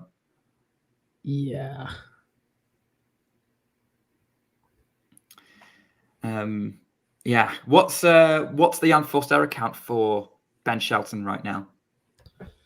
I don't know actually. I'm not keeping track. I mean, Maybe I need to get this live score up. I don't know. I just assume, Vance, that you have this giant sort of set of like data, like plasters all over the walls of your no. house. I mean, the thing is, like I know how to keep track, and I usually do if I'm watching a match really closely. But sometimes I'm just like, I'll just trust the ATP stats or tennis TV. All right, And let's have a look they and don't see. actually do them for 250s, which I wish they started doing. But Here we go. I've got some stats on the ATP website.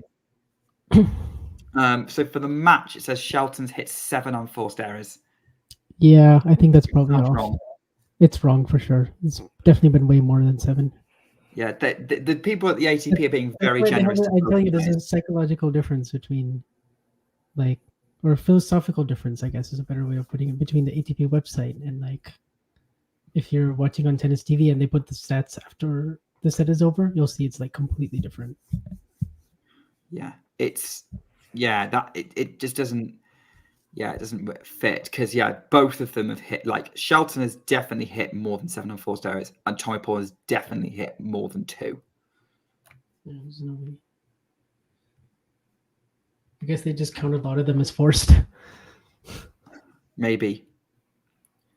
Hey, look, we're not doing the job right now, but and obviously how things look on TV is very different to how things can look on court.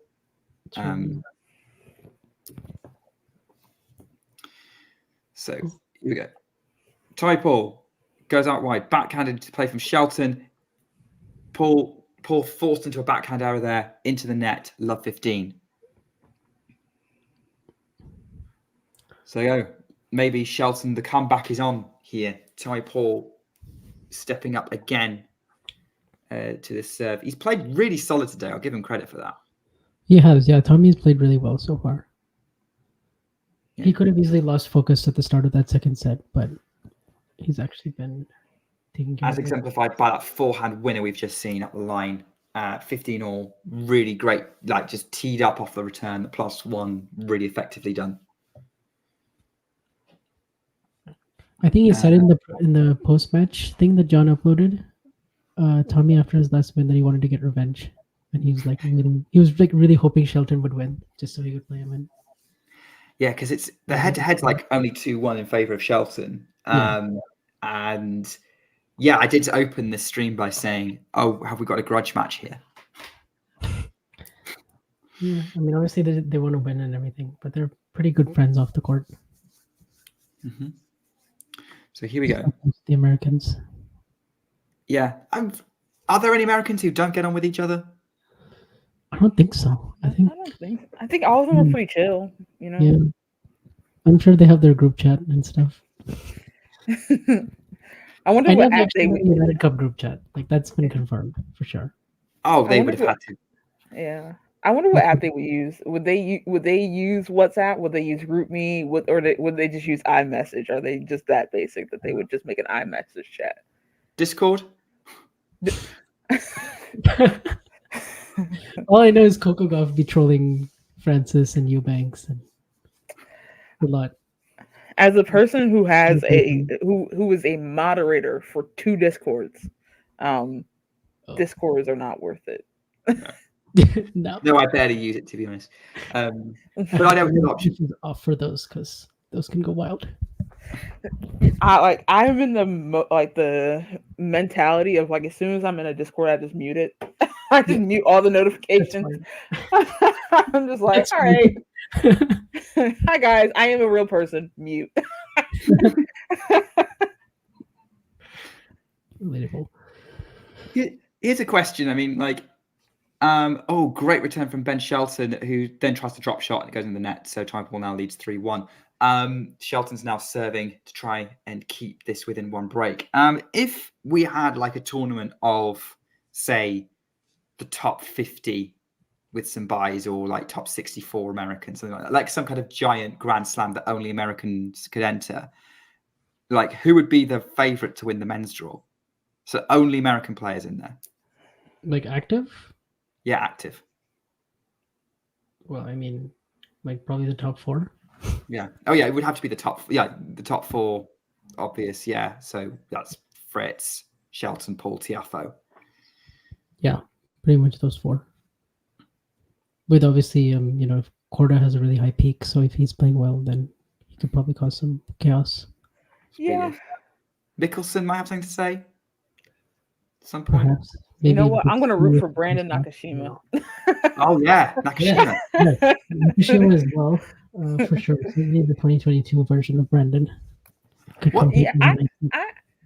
I got to see the 2022 version of Brandon Nakashima. I went up close. I saw his match Oh yeah, against. you were there for his match against Sinner. I remember I this. was Yeah, actually that scared was that good. Sinner was going to lose that match because Brandon was just playing lights out that day. Actually, I probably mentioned Brandon Nakashima more than John mentions his book. Like, That's actually very true. like he plays up in every single talking tennis stream that I do somehow. Especially the one with Damien. I just always ask Damien what he's thinking about Brandon. Especially because he's playing challengers and Damien watches all the matches. I have to ask, what's happened to Brandon Nakashima since he won the next gen? Because I know. every other next gen champions kicked on and done something great. Yeah, he was playing Mackenzie McDonald in this like really tight 5-setter in the first round of the Australian Open, and then he hurt his knee. And he kept playing through that match. He didn't play at all in February, and then was just playing with knee pain for like up until Wimbledon, and just like his results were not good.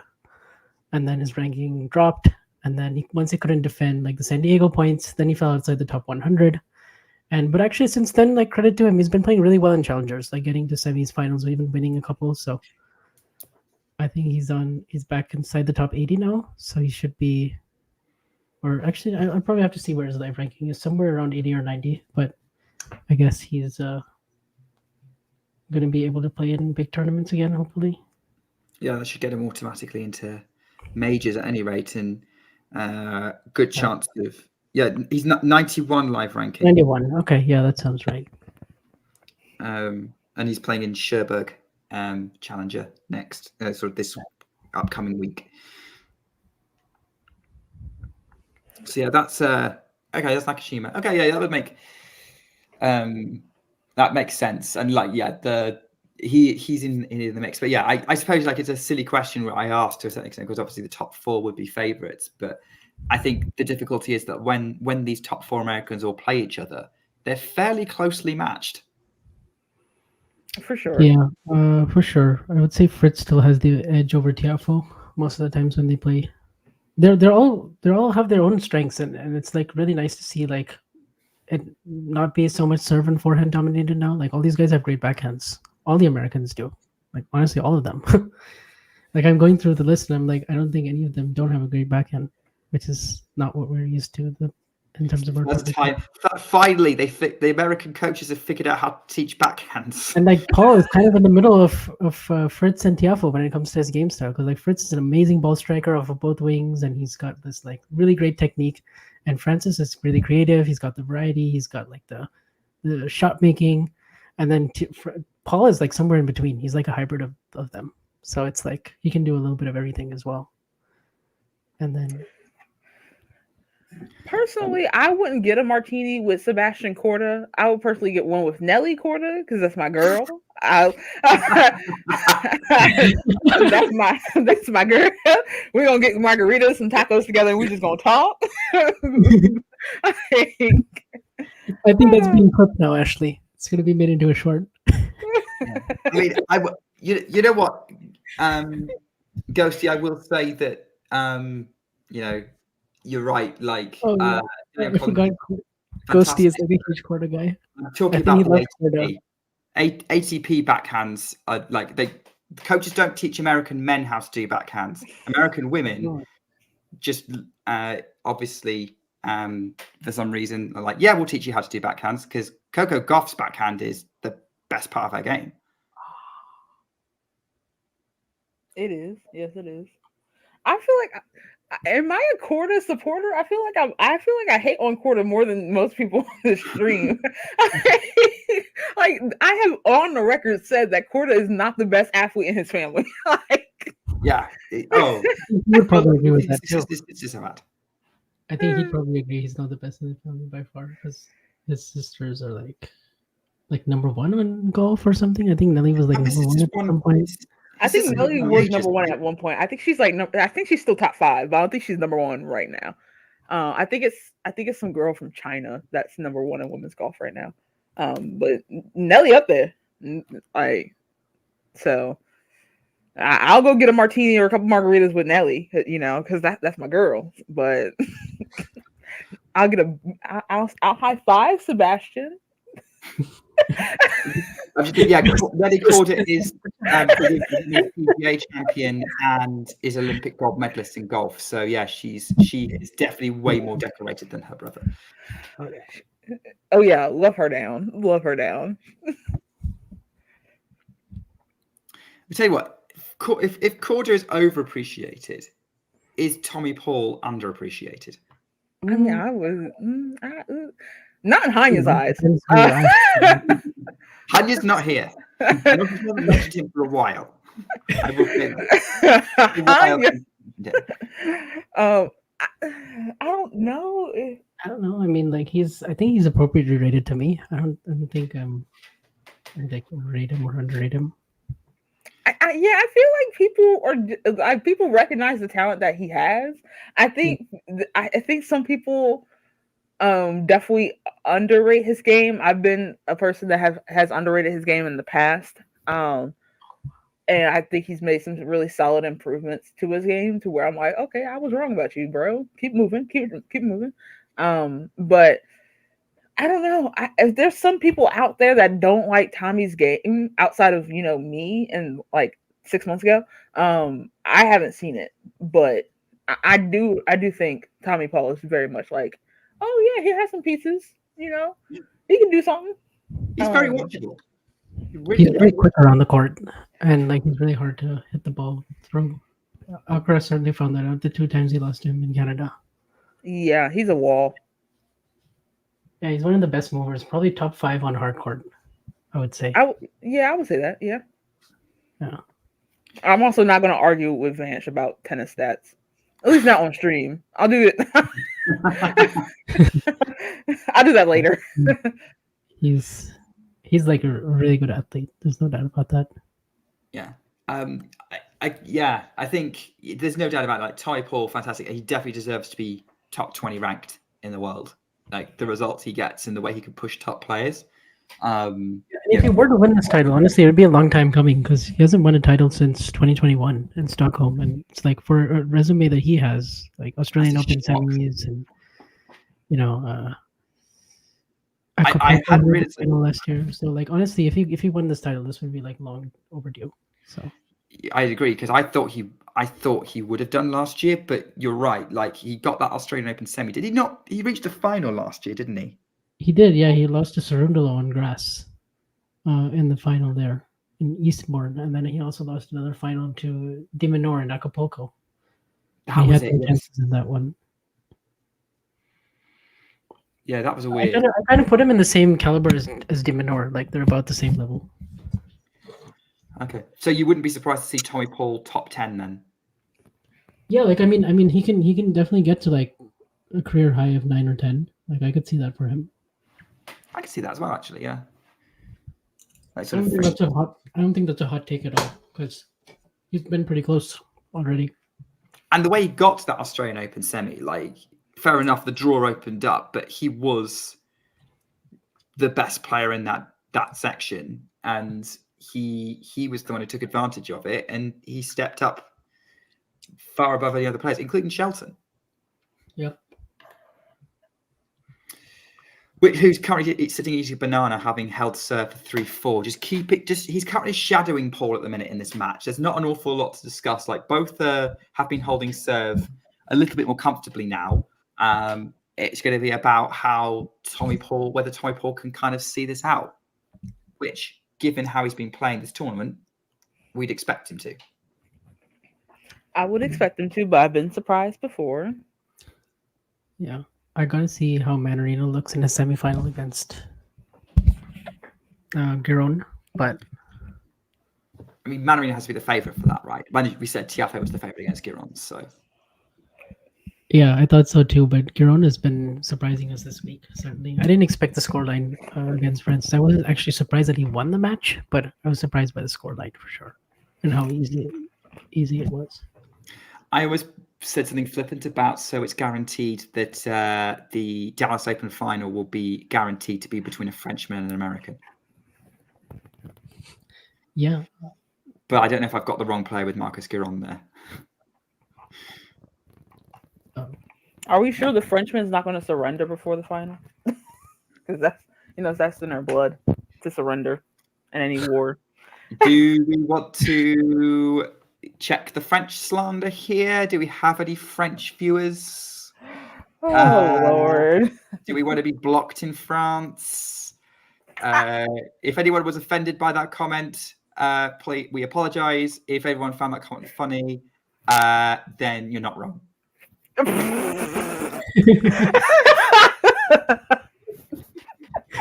Oh, God. I love the French, by the way. Listen, one of my dream goals is to get to France one day. Not sure if it's going to be Paris, but I would love to get to France. Go to Roland Garros. I just said I don't know if I want to go to Paris. Fine. I literally just see Nick don't be listening to me, Vance. He just don't be listening. I don't understand why you wouldn't be wouldn't go to Roland Garros. Paris as a city, I can understand. I mean, I've never been, but I can understand why you might be like, I don't want to do what everyone else does. But that's where the tennis is. I'm not going just for tennis, Nicholas. All right. Well, your travel priorities and my travel priorities are clearly very different. The only reason I will travel is for tennis. That's crazy. Oh my God, there's so much out there, so much culture, enrichment, and you just go and just wear the tennis. Oh Lord, and just go to my. Oh well, I'm used to secondhand smoke, but it's whatever. Also, to anybody at the Roland Garros media department, y'all didn't hear me say that. Let them go. Nothing wrong with Roland Garros. It's just we're not sure about the city it's based in. Clearly, I have no beef with Roland Garros at all. Backhand play from Shelton, who Paul's got a point for 5-3. He's put that forehand into the net, and it's now 40-30. Little bit of tension now, just to bring it back to the tennis before we maybe go too far in the direction of maybe annoying the wrong people. But we'll see. I don't know who the right people and the wrong people are. Anyway. Oh yeah, yes. I knew John was going to put up that. I was just reminded of that as soon as. That's the single most iconic thing Taylor has ever done in his entire career. Probably ever will do. Oh the wow! French club will just boo at anything. I'll tell you that much. They just. They're trading cross court to the minute, and Shelton goes up line with a backhand, and Paul's running backhand ends up in the net, and it's juice, and Shelton's fist pumping. And now he's trying to get himself back in this match. It's currently juice. Yeah. So what's what's more iconic, Taylor Fritz shushing or Ben Shelton's phone celebration?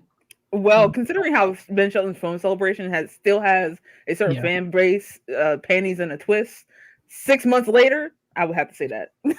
Yeah, for sure. It's not even close. Brilliant not even close. Paul there to win the point. Should have won it with great sort of almost up in the backhand volley, similar to the one Shelton pulled off earlier, and then a decisive backhand volley cross court from the edge. Really, really great net play from Tommy Paul to give himself advantage. Had to say that because that was just really, really good. Wow, that was an impressive hold, actually. Yeah, good stuff. Yeah. So Tommy Paul now a game away from a place in the final of the Dallas Open. Shout out to everyone that said this was going to go 3. Oh Lord. Ooh. Hello guys. Hi. Hello. I mean, look. Let's face it. Look, you and I both said this is going 3. I waved. Did you not see me wave? Yeah. Hello. I Yeah. I mean, look. It was. If Shelton played better, this probably would be going 3. Yeah. yes, but Tommy said, "Not today, sir. I have an appointment for my back. I have a back massage." That back hair doesn't look like there's something. Actually, he's just pulled up his shirt, and I don't see any tape on his abdomen anymore. Maybe he just isn't. If you unplugged your mic, or if you changed something, I don't know. So, sound completely changed there. Oh, can you hear me now? Like clearly? Yeah, no, we can hear you. It's just you're somehow way clearer. Yeah, that must be my mic. Great serve from Shelton, 15 all, ace. Crowd loving it because they want this match to keep going. 15 all. I mean, I'm curious to know what the vibe of Dallas looks like, because it looks very much like your sort of standard smaller tournament, like very kind of fan friendly and intimate, but also looks like it's being held in some kind of warehouse. It's at SMU, something Methodist University. Okay. So it's being held on a college campus. That's their indoor facility. Dallas as a city is pretty nice. As a person who's been there, it's not my favorite city in the world because I generally don't like anything in Texas. But it is a nice city. So I bet you they've made some stuff about the tournament there in Dallas, especially since there's nothing going on in Dallas right now outside of this. Yeah. So I believe they're still at SMU. In the past, they have been there, but that would look right to me. That, like, when you said that, it's like, oh yeah, that would fit what you're talking about there with the venue. This is reminding me. I hope they schedule the final at an appropriate hour tomorrow, and it's not like right in the middle of the Super Bowl or like when the Super Bowl is happening, because that would not be a good thing for the organizers. No, that would kind of. I think they're going to be smart and probably try and do it before. They should, yeah. Yes, I'm seeing a Super Bowl promo right now on my screen for the commercial break.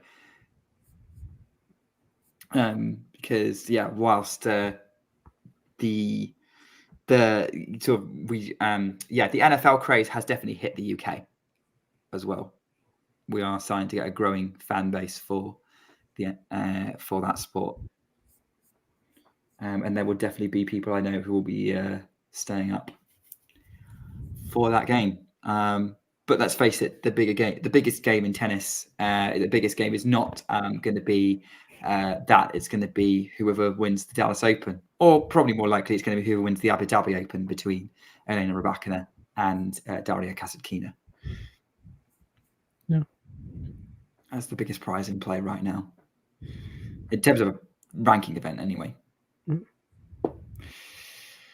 So Tommy Paul's going to coming out to serve for the match to get into the Dallas Open final. And bag, as Vanch has told us before, his first title in a couple of years. Ready to go. This set's only been 34 minutes. Not been as much of a battle as the early games of the first set, which really were very competitive. First serve from Tommy Paul is long. So Paul bounces on his feet, gets ready for the second serve, goes out wide. Shelton's return is in play, runs for the forehand. Forehand inside out, Tommy Paul to Shelton forehand, which is looped out. 15 love. 3 points left for Tommy Paul. Gets ready, bounces some balls, picks what he's wanting.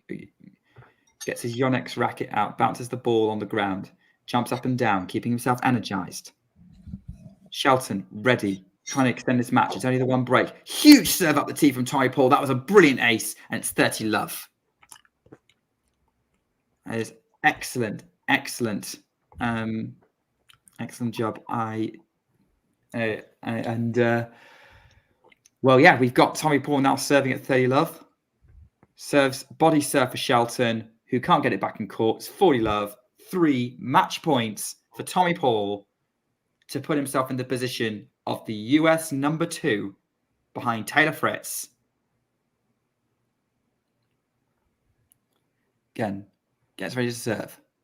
Goes up the tee. Block back return from Shelton in play. Forehand Tommy Paul up the line to the front of Shelton is wide. Tommy Paul fist pumps. He's got the game. He's got the set. And he's got the match. 6-2, 6-4. And he is into the Dallas Open final where he will be playing either Adrian Manarino or Marcos Giron. Really, really good performance from Tommy Paul. Ben Shelton went off the rails a little bit in set 1, but once he stabilized, he couldn't break down Tommy Paul. Even when he sort of fixed the situation, Paul was too good in that second set. Yep. Pretty good and pretty cool. Pretty good that he didn't drop focus after he got that break of serve, and he just stayed steady throughout. And even in that 4-3 game when Shelton managed to get the deuce, yeah, Tommy fended it off nicely. So I guess he was by far the better player here. I'm a bit disappointed in terms of the match itself. I was expecting it to be a bit more competitive, but I guess we'll never know. But I don't think Ben was at 100% physically. Certainly didn't look like it, but we'll see. Yeah, I do know that even if he was, it would have been really hard to beat this version of Tommy because Tommy was just so rock solid all throughout, and he served great as well. And yeah, didn't give many errors away, so pretty well deserved for him to be in the final. Yeah, especially he's not dropped a set yet this tournament. And yeah, it's interesting. I think watching this match and sort of the second set was it was competitive. There was only one break, but it was all about Paul holding on once he got that early break. But yeah, as you say, he was rock solid. And although we were saying earlier that the ATP website has been very generous with their unforced error count, I will say that over the course of that second set, Tommy Paul's was really, really low as well. Yeah, it was. Yeah. Tommy just did what he needed to do. Honestly, he played well. Like, he played his game, and Ben had nothing to offer him, and so I think really that game that we mentioned at the end of the first set really kind of just spoke to what the match was going to be. And when Ben didn't secure one of those 3 break points that he had, it was kind of the writing was beginning to be on the wall. So, but congrats to Tommy. Tommy played well. He did what he was supposed to do. He came out there and played a semifinal match and played a very good semifinal match. So, yeah, once he got going, because it was a bit scrappy at first, he was there. He was right there with it. So he's now secured his place as world number 14 on Monday's rankings. He can't be overtaken. He can't go any higher, even if he wins the title. But he could certainly, I think, if he wins it, he'll try and cut the gap a bit to within, I think he's already within 1,000 points of Fritz, just about. So, hey, maybe we should have been talking about Tommy Paul being the US number 1. Certainly possible. He has a lot of points to defend, but if he keeps playing like this and he keeps putting himself to win titles, even if it's 250s, that could be really good for him, honestly, to get to that top 10 ranking that we were talking about. 250s are underappreciated, it has to be said. Like, okay, that you're not going to necessarily get the highest quality fields like you would at a 1,000. It's pretty hard to win them now. I mean, I'm looking at, you look at the 250s happening this week, it's all like basically players ranked in between 13 and 20 in the world that are in the semis and finals. Yeah, the Marseille semi-finals, really, really strong lineup. Yep, all top 4 seeds. So one of the best semi-final lineups I've seen in the ATP for a while at this level, at 250 level, even 500. Yeah.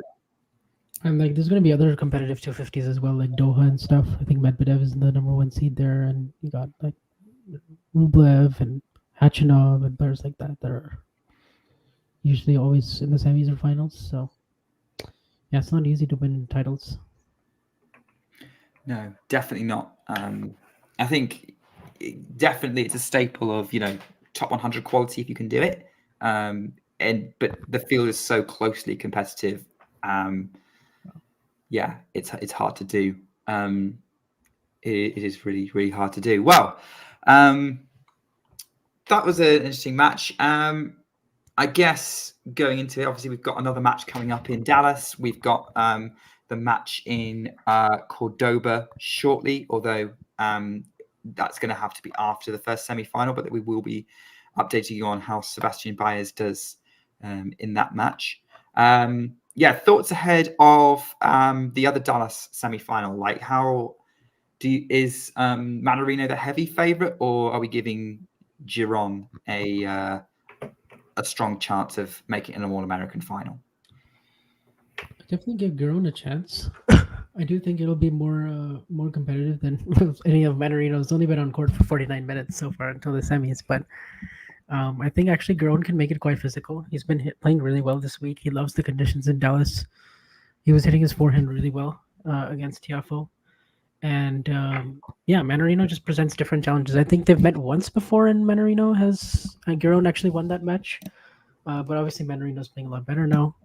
So I think I make probably Mannarino a 60-40 favorite, but I could see Giron making it really competitive and going 3 sets. I could certainly see that.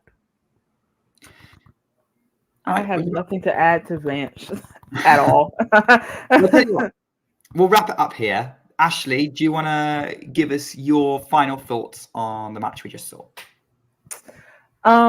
Yeah, I really just think Tommy played well. Congratulations, Tommy. There's nothing much that you can say outside of Tommy did what he was supposed to do, and really showed just how much talent that he can bring, how much talent he does have, and the type of game that he can bring to the table when he's on. It was a little scary at first, but a little rocky at first for both players. But I think once Tommy got settled in, he was just kind of lights out from there. So brilliant job. Hi, Miles. Hope you get some good interviews in with the guys we've just seen and also the guys in the semi-finals. Hope you're having a fabulous time in Dallas. We've had a fabulous time on this stream today. I guess before we go, does anyone have any questions we think Miles should ask Tommy? Get him to say happy birthday to me. That's a joke. That's a joke. Do not do that. Do not do that. That's a joke. No. I'm trying to think if there's anything in mind. I mean,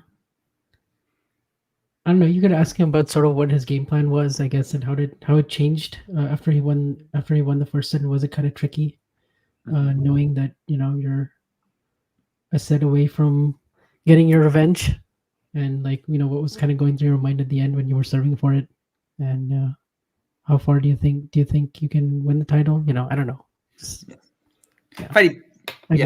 Interesting questions. Yeah. I guess it also depends on what you've already asked Tommy. Maybe ask him why he's been so chill all week. What's been helping him? Because he has looked good all week. Look, we trust you to ask some good questions, Miles. Yeah.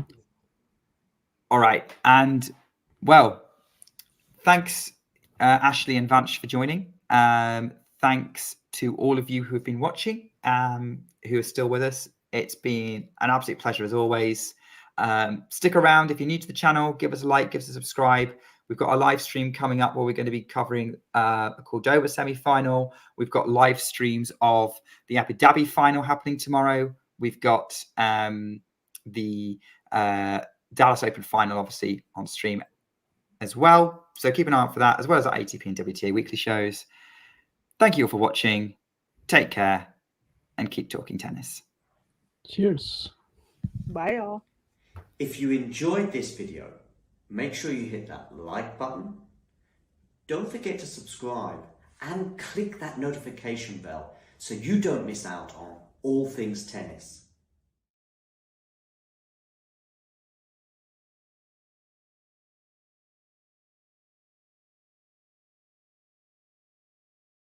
Boris Becker Holger Rune partnership, but you could also tell me about, you know, Holger and 2024 and maybe where he could go and where maybe he needs to improve. Yeah, I think Boris is a great addition to his team. You know, you've got Holger, who's a young player, somewhat of an impulsive player, unbelievably good at coming forward. You know, this is who Medvedev should look at and just go and look at Holger Rune playing, because anything a little bit short, Holger's all over the net. So, you know, Boris brings credibility to win big titles. When you've got a coach, you know, this great picture you've got there, when you're looking in your coach's eyes and your coach has been number one, your coach has won multiple Grand Slams, has been an icon of our sport from a young age, I think it's a great mix. And, you know, Boris is coming out of personal troubles, and for him to be, you know, readily accepted by the rest of the tennis community and tennis fraternity straight back on tour. Boris was so engaging at in Turin. I was in the front row. He was about 15 seats down on my right, and he was standing constantly. To start with, I thought, well, his leg's sore. He needs to stand because, you know, his knee's bad. But, he brought so much energy to Holger and so much positive energy, but also strength as well. So I think that is a really good connection. I think Holger will benefit from that for sure. And I think Holger Rune has an excellent year next year, you know, a really good year. He's got such a good all-court game, probably the best all-court game since Federer retired.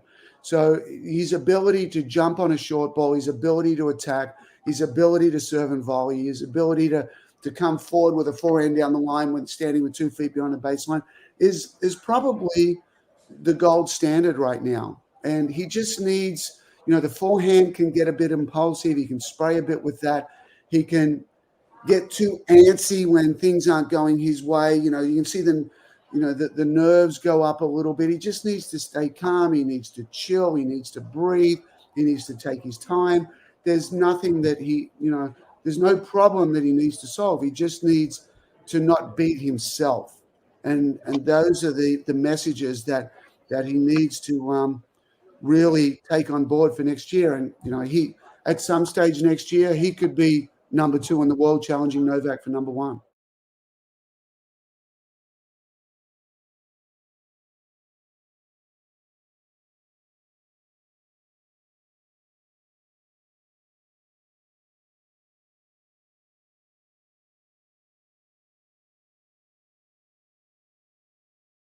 His game when the big occasions come up, so he has to be one of the top favorites. I truly believe we had a podcast ourselves yesterday, which I do with Patrick Kühnen, called Mad Dog and Wingman, and we spoke about that obviously as well, the outlook. And I picked Carlos Alcaraz as the winner this year, just because he won just his first title on grass. I think he is extremely, in a way, extremely able to adapt to situations and to challenges, not just because he has the game, just because he's loving it. You know, he loves it to challenge himself. And I think he has learned a lot of players. When you look back at the French Open semifinals against Novak, his breakdown, his physical and mental breakdown, with a lot of players, you would say like, well, they would struggle with that for the next weeks and months to come. I think with Alcaraz, he has learned a huge lesson from that match, and it will never happen again to him. I think it made him even stronger and a better player. And that's why I really feel like he believes he can Wimbledon, and he wants to prove to the world that that was a one-off and it's not going to happen again. And I think if you would look at it and he would be honest, maybe he would say like, I want to play the final against Novak and I want to prove to the people that's not going to happen again, and I'm able to win this. So my pick really is Carlos Alcaraz. Ready? Play.